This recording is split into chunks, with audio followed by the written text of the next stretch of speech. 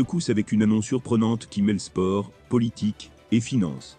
Le président Paul Biya, au cœur de la machine politique camerounaise depuis des décennies, a créé la surprise en accordant un financement de près d'1 milliard de francs CFA à l'équipe nationale féminine U20 pour leur participation à la Coupe du Monde, qui se déroule en Colombie. Alors que ce geste semble louable et marque une forte volonté de soutenir le football féminin, il soulève néanmoins des questions sur les priorités et les décisions stratégiques du gouvernement en matière de gestion des fonds destinés au sport. Le choc de cette nouvelle résonne jusqu'aux portes de la FECAFOOT, dirigée par Samuel Eto'o, l'une des plus grandes figures du football camerounais.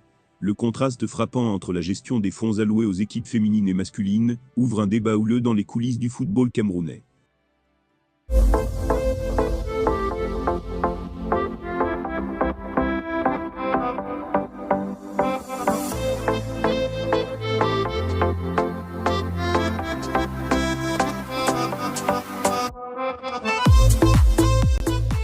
En effet, l'enveloppe totale de 824 millions de francs CFA, débloquée par le président, marque un moment significatif pour le développement du sport féminin au Cameroun.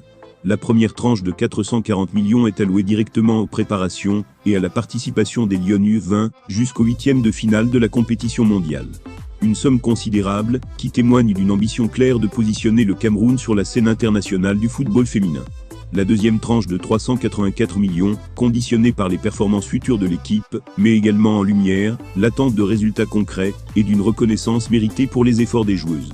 Cependant, ce financement ne se limite pas seulement à une bonne volonté présidentielle. Il vient à un moment où la FECAFOOT, sous la direction de Samuel Eto'o, se retrouve sous le feu des projecteurs pour d'autres raisons. La fédération, déjà sous tension avec les autorités, voit ses compétences remises en question dans la gestion des fonds destinés à l'équipe masculine, les Lions indomptables.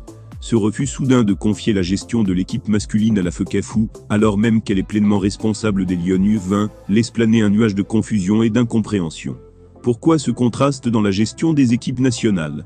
La décision présidentielle de faire une distinction aussi marquée entre les équipes féminines et masculines pourrait être interprétée de plusieurs manières.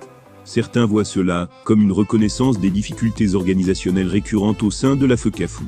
D'autres, plus sceptiques, y décèlent une tentative politique de rééquilibrer les pouvoirs entre l'État et la fédération, ou même de réduire l'influence des tout dans le football national. En tout cas, une chose est claire, les tensions entre la FECAFOOT et le gouvernement n'ont jamais été aussi palpables, et ce financement inattendu n'a fait qu'amplifier le débat.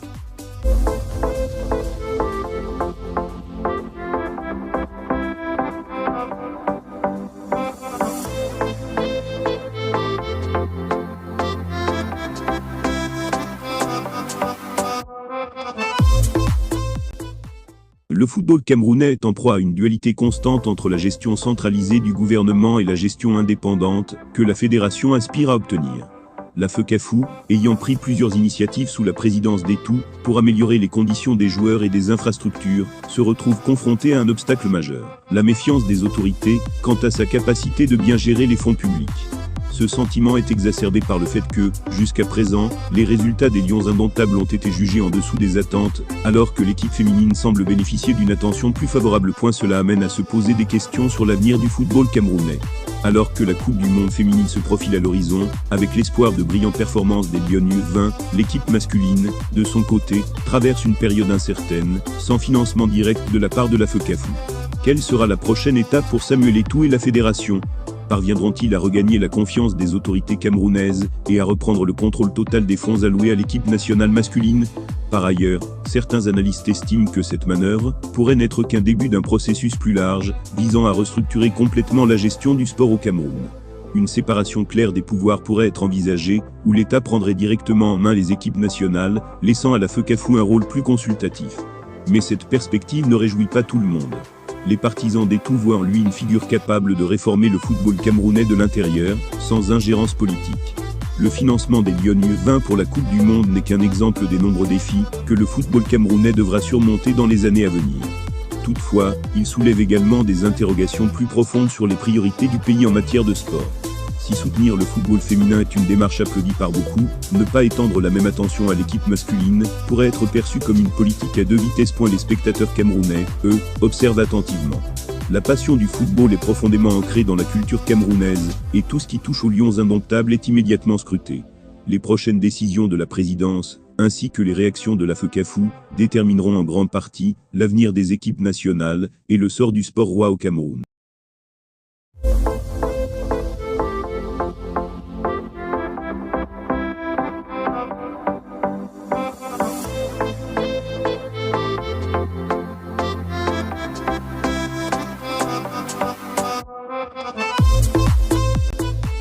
Ainsi, dans ce mélange explosif de finances, de sport et de politique, une question demeure. Qui tiendra réellement les rênes du football camerounais dans les années à venir?